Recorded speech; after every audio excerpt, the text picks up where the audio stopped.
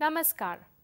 Dear viewers, welcome to the lecture on tourism in South Africa, along with some of the new trends in tourism from the African continent.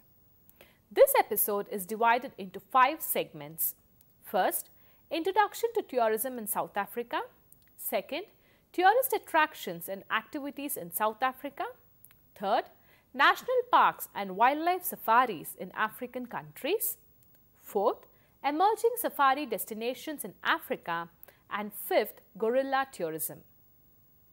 Now first, let us talk about an introduction to tourism in South Africa.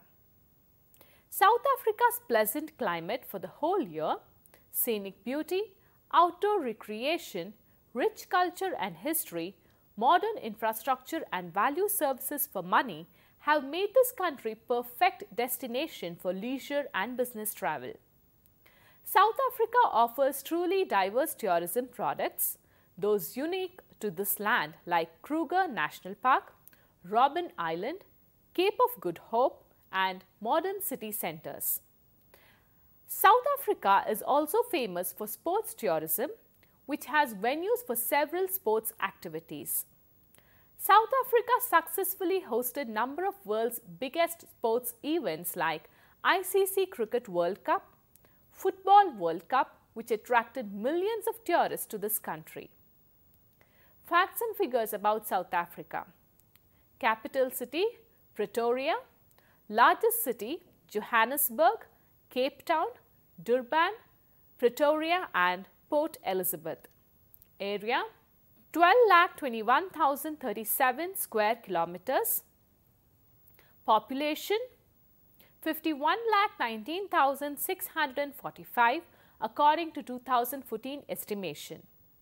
Languages spoken, English, which is the official language, Afrikaans and Swazi. Currency, African Rand.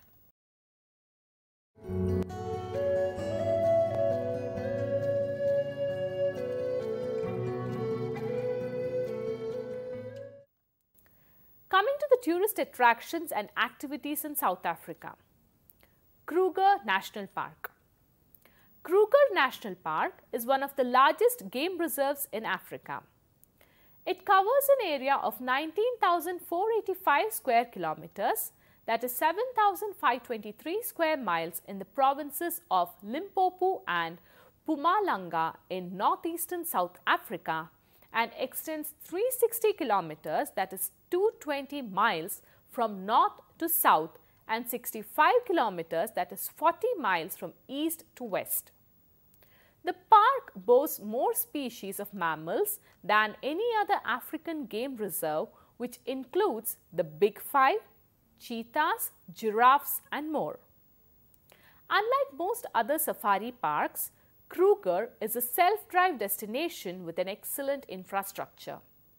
The Kruger National Park enjoys a great year-round sunny climate and offers all kinds of activities from guided game drives and bushwalks with an armed ranger to 3-night walking trails in deep wilderness areas.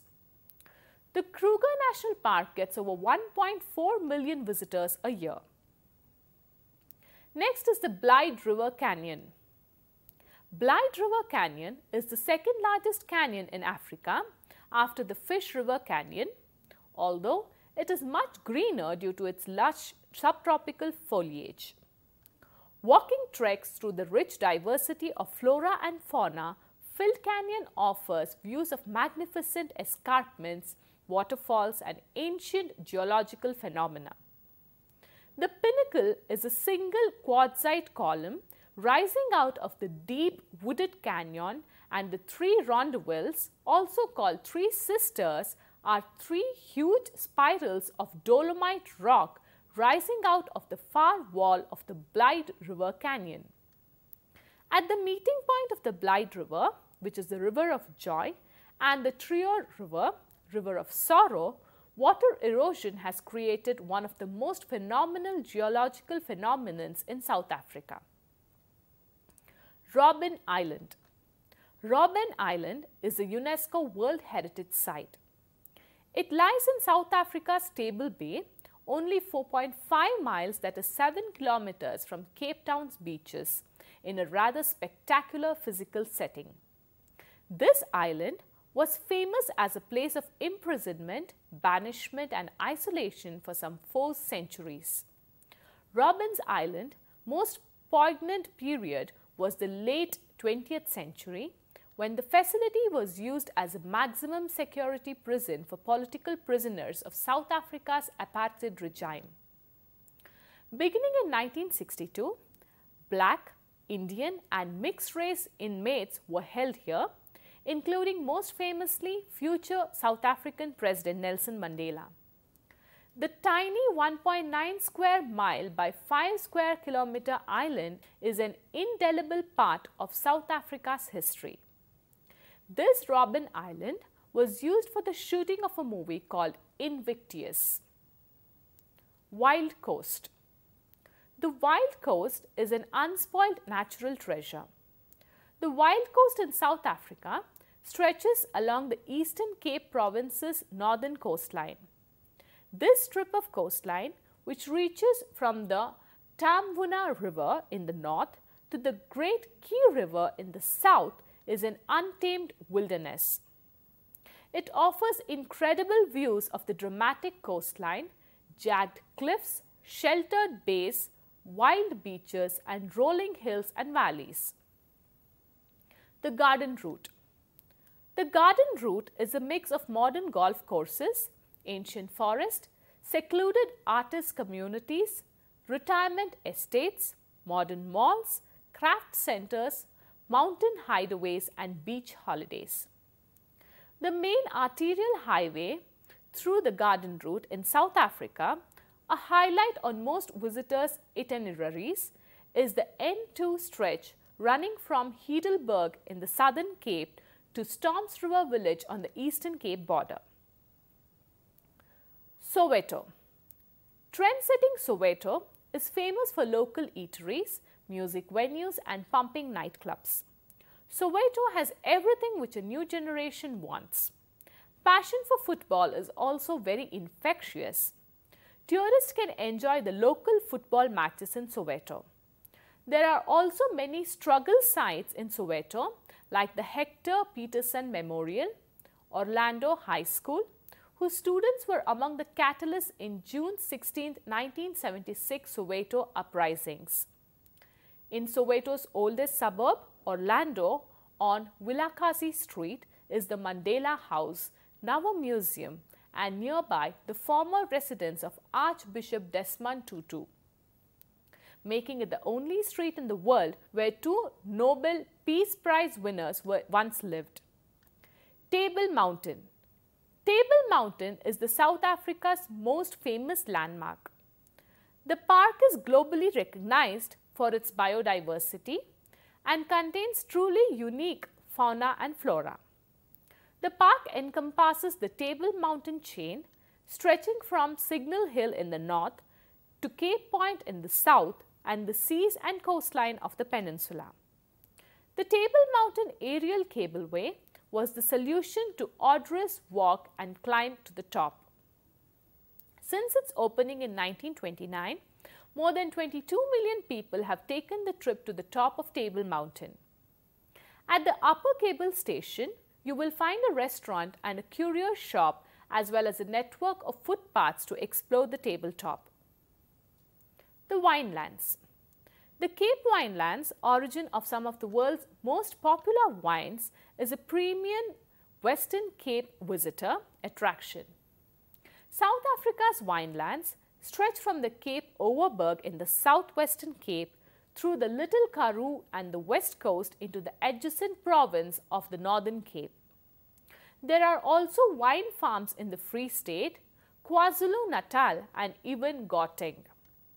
The Cape Winelands are the most well-known and include the Route 62 wine route, said to be the world's longest wine route.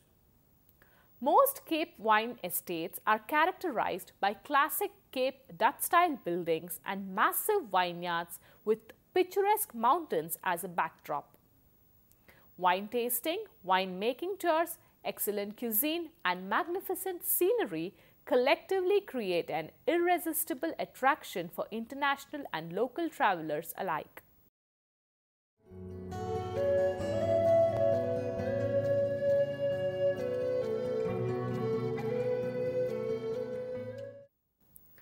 Now coming to the national parks and wildlife safaris. There are many national parks in the continent of Africa. The nature of the parks differs considerably, not only between countries but also within some countries. The degree of protection, type of environment and accessibility for which it is intended to deliver protection. Some parks have been cleared of the original human population. Others have always been essentially uninhabited, while yet others contain significant population centers. National parks can be found in a large majority of African countries, being most numerous in Gabon, Kenya and Tanzania. Some nations also have considerable areas designated as private parks, game reserves, forest reserves, marine reserves, national reserves and natural parks. Africa's best national parks and wildlife safaris are as follows. Masai Mara National Park, Kenya.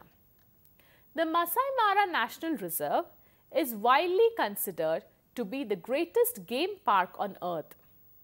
It is the most popular game park in Kenya, Africa's top safari destination.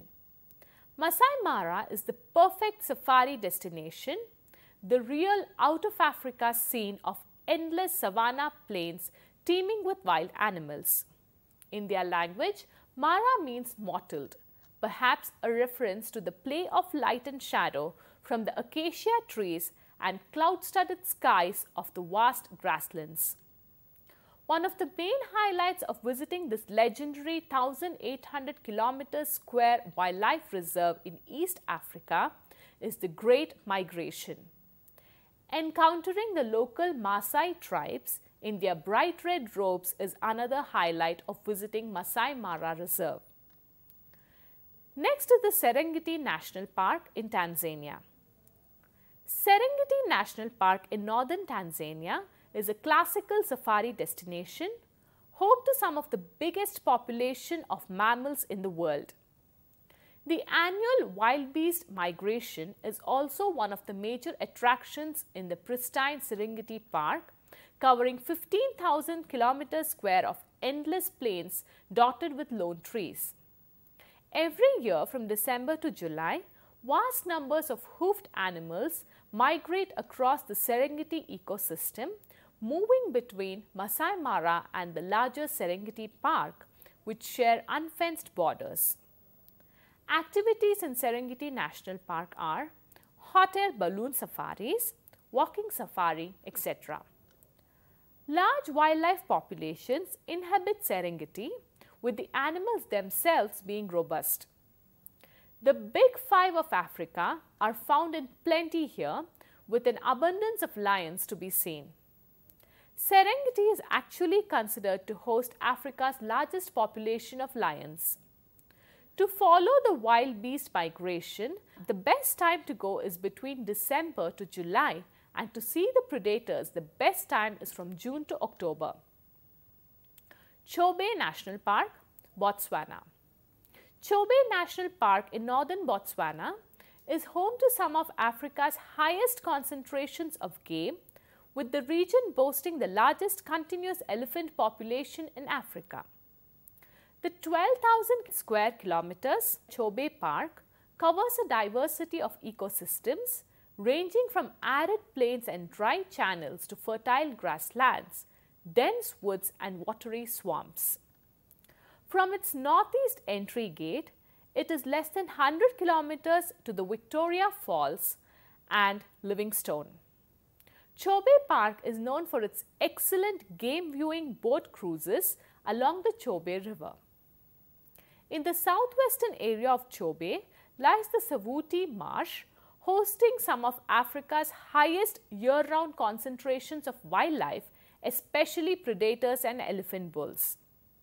Winter, that is from April to October, is the best time to go game viewing in Chobe Park, as herds of zebra, antelopes, buffalo, giraffe and wild beast gather at the water sources. The untamed Okavango Delta, also located in northern Botswana, is the top safari destination in Africa, although not a national park. This pristine delta offers a unique safari adventure and is often visited in combination with Chobe Park. Next is the Kruger National Park. Kruger National Park is South Africa's top safari destination and one of the world's finest game parks. Covering around 19,485 square kilometers of untamed bush, Kruger is home to an unrivaled diversity of wildlife. Inhabitants include 145 mammal species, the most mammals found in any game park in Africa, along with nearly 500 bird species. This world-famous national park is home to Africa's Big Five, as well as a bewitching array of other wild animals from hippos, crocodiles and cheetahs to wild dogs, giraffes and numerous antelope species. Kruger National Park is a well-maintained and easily accessible wildlife haven, renowned as a leader in conservation practices. It covers the provinces of Limpopo and Mpumalanga in northeastern South Africa and extends 360 kilometers, that is 220 miles from north to south, and 65 kilometers, that is 40 miles from east to west. Etosha National Park.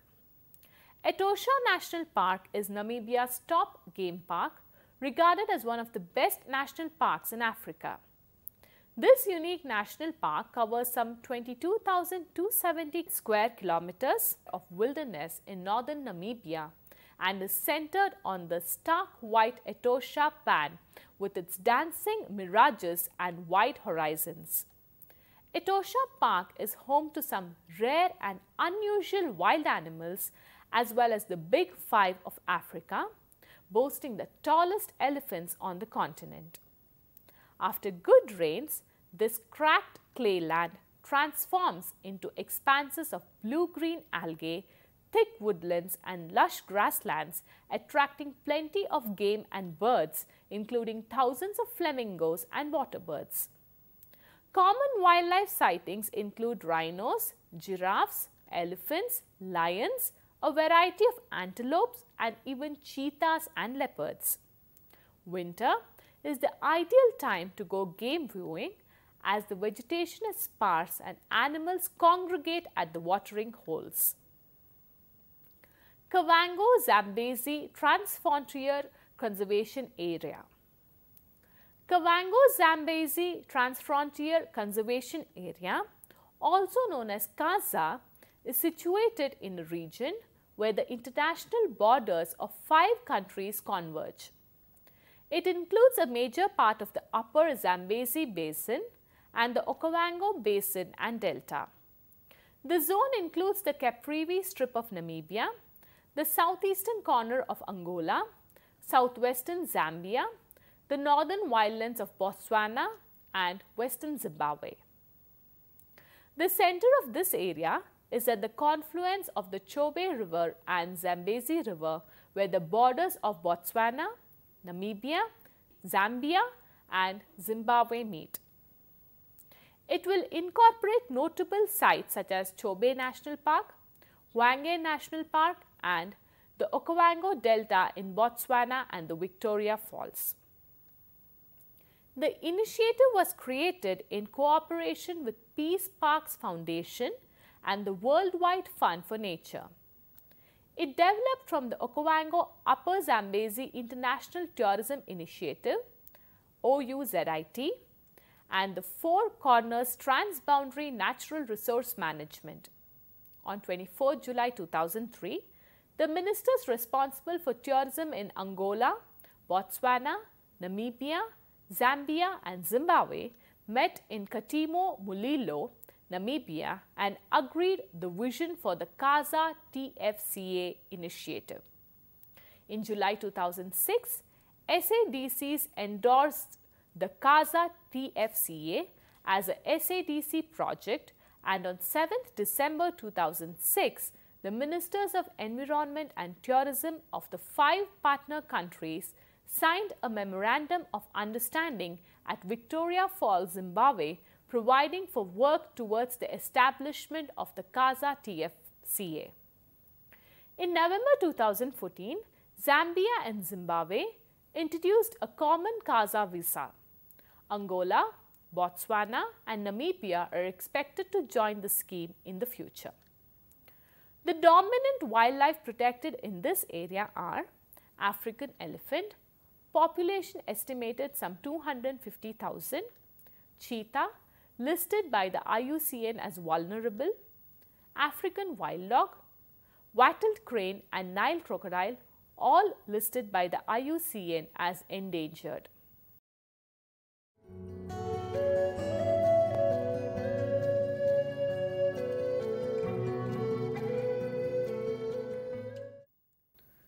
Emerging safari destinations in Africa, Zambia.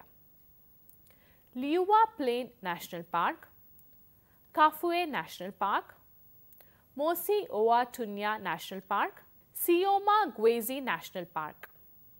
Namibia, Mamili National Park, Mudumu National Park, Boabwata National Park.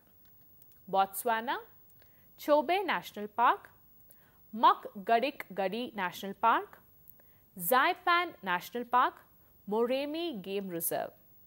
Zimbabwe, Hwange National Park, Kazuma Pan National Park, Zambezi National Park, Victoria Falls National Park. In Angola, Luiana National Park, Longa Mavinga National Park.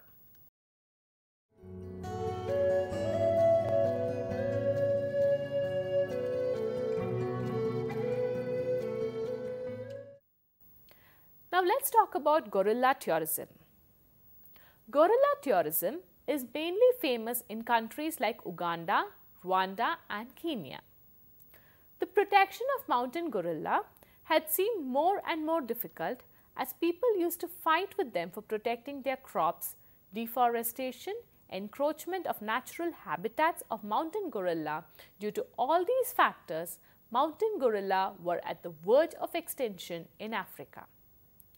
Not until Dian Fossey, a primatologist who was on her research in Rwanda and saw this great threat that taking these great apes by the neck and fought for their survival. Even though she lost her life in the struggle, her work never went in waste. A number of wildlife conservation organizations rushed into the protection of the rare mountain gorillas. These were both regional and international. Some of these include Worldwide Fund for Nature, that is WWF, Wildlife Conservation Society, Gorilla Doctor and Uganda Wildlife Authority, UWA and many more. The organizations themselves never had enough money to fund all their programs and thus a new alternative had to be put in place, and that was nothing else but gorilla tourism in the wild. Because of all these events, gorilla tourism started gaining importance, but there were many drawbacks for gorilla tourism, such as the safety of the tourist from gorilla. How the tourist can feel safe with the gorilla? So the only solution for this was gorilla habituation. Gorilla habituation in this sense meant getting gorillas used to human presence. Gorilla habituating was to take a time since it involved trekking and track these gorillas. The trackers were to pretend to be also grazing and that they meant no harm to them. For days and months in doing this, gorillas would go out in the open to eat with them also. And after this happened, gorilla groups that were successfully habituated were now free to receive visitors from around the world. This was one great success registered by the conservation organizations, as the local people who formerly looked at gorillas as a threat now were employed in gorilla tourism. Some now have gorilla trekking safari companies, while others are grown to become professional gorilla tour guides and rangers. there are approximately 880 mountain gorillas left in the world. Uganda is one of the only 3 countries where it is possible to visit the endangered mountain gorillas. The others are Rwanda and the Democratic Republic of the Congo. Mountain gorillas are Uganda's prime tourist attraction. The vast majority of these are in Vindi Impenetrable National Park, with a few others in Mahinga National Park, both in southwestern Uganda. In Vindi, visitors have been allowed to view the mountain gorillas since April 1993. The development of gorilla tourism and the habituation of gorillas to humans are proceeding very carefully because of the dangers to gorillas such as contracting human diseases. There are many national parks in Africa for gorilla tourism, like Vindi Impenetrable National Park in Uganda, Volcanoes National Park in Rwanda.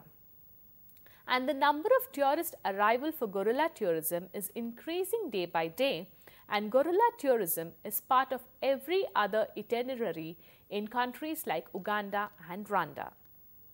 Thank you.